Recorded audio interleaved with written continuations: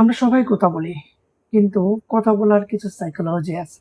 যেমন আপনি যখন কারোর সাথে কথা বলতে যাবেন, শুরুতেই তার নাম ধরে ডাক দিবেন। ফলে সাথে সাথে তার মনোযোগটা আপনার প্রতি চলে আসবে। নাম্বার ২, যখন কথা বলবেন খুবই শান্তভাবে এবং ধীরে স্থিরে বলার চেষ্টা করবেন। মাঝে মধ্যে হয় না যে আমাদের অপর পক্ষ খুব বদমেজাজি বা খুব অ্যাংরি টাইপসের লোক। কিন্তু আপনি যখন খুব শান্তভাবে ধীরস্থিরে কথা বলতে যাবেন, সে আপনার কথা মনোযোগ সহকারে শুনবে। নাম্বার ৩, যখন কথা বলবেন তখন আপনার ২ ঠোঁটের সাথে একটু হালকা মুচকি হাসি রাখবেন।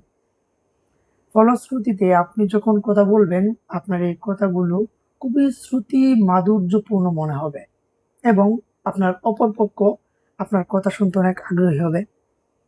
সেই সাথে আপনি যখন কথা বলবেন, তার ঠিক চোখে চোখ রেখে কথা বলবেন এবং আপনার আত্মবিশ্বাসটা শতভাগ রাখার চেষ্টা করবেন।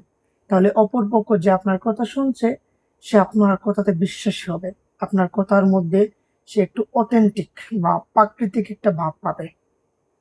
ধন্যবাদ।